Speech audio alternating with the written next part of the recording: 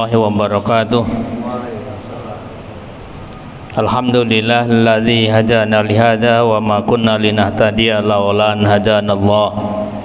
Asyhadu an la ilaha illallah wahdahu la syarikalah wa asyhadu anna Muhammadan abduhu wa rasuluh. Allahumma salli wa sallim wa barik ala Rasulillah wa ala alihi wa ashabihi wa mawalah. Amma ba'du fa ya ibadallah, usikum wa nafsi bitaqwallah faqad fazal muttaqun. Para bapak dan ibu yang saya hormati, alhamdulillah kita bersyukur kehadirat Allah Subhanahu wa taala. Siang ini masih kita bisa lakukan salah satu kewajiban kita sebagai orang beriman. Semoga ibadah kita, amal soleh kita diterima oleh Allah sebagai amal yang diridhoinya. Amin ya rabbal alamin.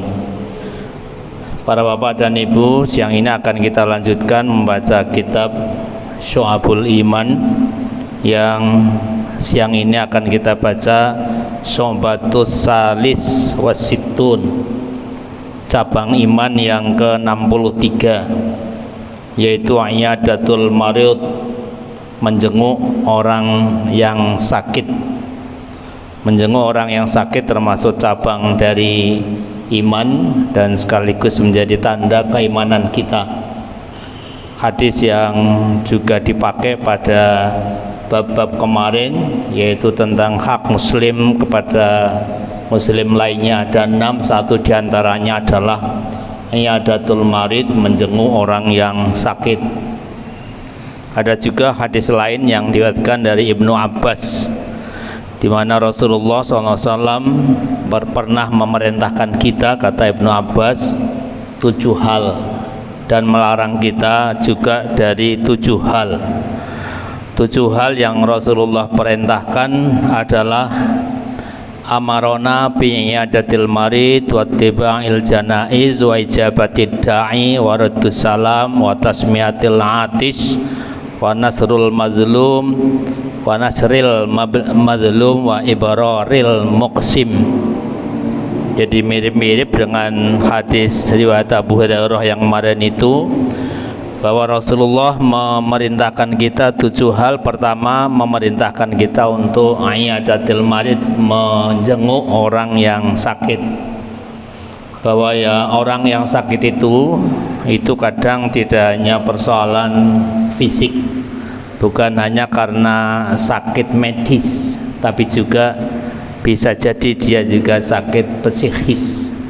Nah, ketika seorang sakit karena psikis, maka kehadiran saudaranya, kehadiran keluarganya, kehadiran sahabatnya sama mukmin itu akan mengurangi sakitnya. Atau fisik pun kadang juga bisa sedikit terobati ketika temannya, saudaranya, sahabatnya berkunjung ke rumahnya, ke rumah sakitnya, ke tempat dia di mana sakit. Bagaimana kita ketika iyadatul marid? Maka banyak ulama yang membuat rumusan etikanya. Pertama, tentu yang utama kita datang adalah sebagai bukti empati kita, perhatian kita, sehingga apa yang kita lakukan baik dalam bentuk sikap maupun ucapan adalah sikap dan ucapan yang tidak kemudian justru membuat dia bertambah tertekan, merasa sakit karena penyakitnya, tidak kemudian merasa dia justru merasa terancam dan mengkhawatirkan berlebihan terhadap sakitnya.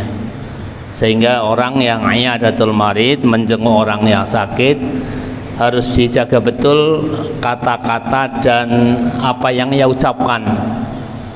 Justru yang lebih penting adalah bagaimana kita mendoakan orang yang sakit itu.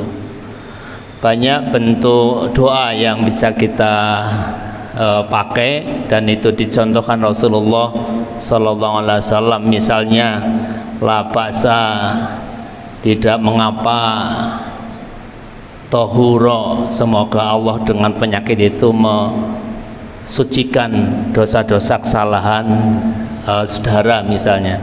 Atau yang lebih panjang adalah Allahumma rabban nas isfi innaka antas syafi la syifaa illa syifauk.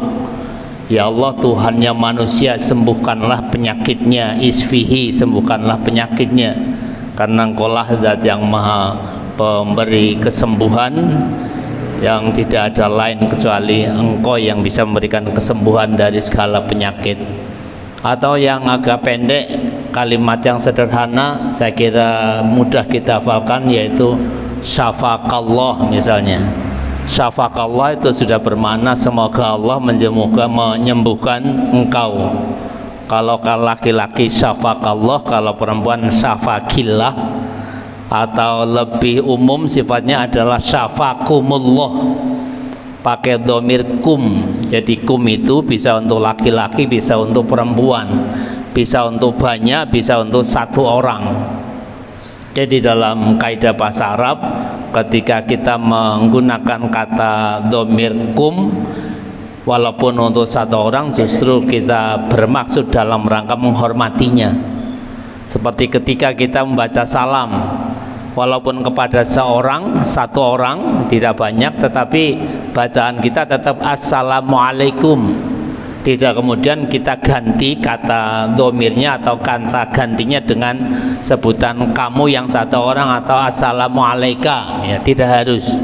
Justru ketika kita menyebut kata kum, domir banyak untuk satu orang, itu bermakna kita menghormati orang tersebut. Syafaqumullah bisa, atau syafaqallah bisa. Kalau yang perempuan syafaqillah, itu doa yang lebih sederhana. Atau lebih sempurna lagi, syafaqallah syifaan taman ajilan, ditambah ada kalimat syifaan taman ajilan, yang artinya syifa itu kesembuhan taman yang sempurna, ajilan yang segera. Artinya tidak berlama-lama Allah memberikan kesembuhan pada orang yang kita jenguk itu. Dan mungkin ada redaksi-redaksi doa lain yang intinya, isinya adalah doa untuk kesembuhan yang bersangkutan. Dan tidak harus juga berbahasa Arab, ya. Boleh dengan bahasa kita, bahasa yang dipahami oleh si pasien, atau yang ya intinya adalah kita berdoa kepada Allah agar Allah segera memberikan kesembuhan. Dan yang paling penting juga adalah kita hadir menjenguk dia, membesarkan hatinya bahwa penyakit yang diberikan oleh Allah itu adalah cara Allah untuk mengurangi kesalahan dan dosanya, dan sekaligus memberikan pencerahan dan penyadaran bahwa sehebat apapun manusia, sekuat apapun manusia, itu pastilah ada titik lemahnya. Walaupun itu tidak harus kita sampaikan, ya, tetapi tanpa harus kita mengucapkan secara verbal, maka saudara kita yang kita jenguk ketika kita datang itu akan tersadari bahwa siapapun kita pastilah bisa sakit, siapapun kita pastilah bisa terkena penyakit, bahkan siapapun kita pastilah pada saatnya nanti akan menghadapi ajal kita, kematian, menghadap Allah Subhanahu wa taala. Yang kedua, wattiba'il janaiz, Rasulullah memerintahkan kita untuk mengiringi jenazah. Yang ketiga, ijabatid da'i, memenuhi panggilan, memenuhi undangan. Ini juga sudah kemarin kita sampaikan. Yang kelima, waradis salam, membalas salam. Jadi ketika pertama ketemu mengucapkan salam itu sunnah, boleh tidak, ya, tetapi sangat ditekankan. Tetapi membalas salam itu wajib, ya. Nanti di bab sebelumnya yang akan kita baca adalah diantaranya radus salam itu. Ketika kita bertemu kemudian mengucapkan salam itu tidak wajib, itu sunnah, tetapi sangat ditekankan. Tetapi ketika ada saudara kita, teman kita yang mengucapkan salam pada kita, kita wajib menjawabnya. Walaupun para ulama mengatakan wajibnya bukan wajib ain, tetapi wajib kifayah. Artinya kalau ada 2 orang, 3 orang, salah satu menjawab, itu sudah tercukupi, terwakili. Tapi kalau tidak menjawab semuanya, itu dosa semuanya, karena menjawab salam itu wajib. Wa tasmiyatil atis, yang keenam itu mendoakan orang yang bersin ketika ia membaca alhamdulillah. Kemarin ini kita sudah sampaikan, jadi kalau kita bersin tasmiyat itu kita disunahkan membaca alhamdulillah. Ketika bersin kita maksimal 3 kali. Kalau lebih dari 3 kali itu bukan bersin yang menunjukkan sehat kita, tapi sudah bersin yang indikasi penyakit, maka tidak harus kita membaca alhamdulillah. Nah, ketika kita bersinnya mengucapkan alhamdulillah, maka saudara kita atau orang yang melihatnya, menyaksikannya, itu disunahkan mendoakannya yarhamukallah, ya, semoga Allah merahmati kamu. Tetapi kalau ada saudara kita bersin kok tidak membaca tahmid, tidak alhamdulillah, maka kita tidak dianjurkan untuk mendoakannya dengan yarhamukallah. Kita dianjurkan mendoakannya ketika dia mengucapkan hamdalah. Kemudian yang berikutnya nasrul mazlum, menolong orang yang dizolimi, baik itu dizolimi karena terebut terampas hak kepemilikannya, orang yang terzalimi karena terhina kehormatannya, terganggu kehormatannya, atau terancam nyawanya. Bahwa ketika ada saudara kita yang terzalimi itu kita wajib untuk menolongnya. Dan yang terakhir, yang ketujuh, wa ibraril muqsim, berbuat baik ketika kita sumpah. Al-muqsim, orang yang mengucapkan sumpah. Ketika kita bersumpah untuk kepentingan apapun, maka kita disayogiakan untuk melakukan kebaikan, berbuat kebaikan, karena dikhawatirkan apa yang kita sumpahkan itu tidak bisa kita tunaikan.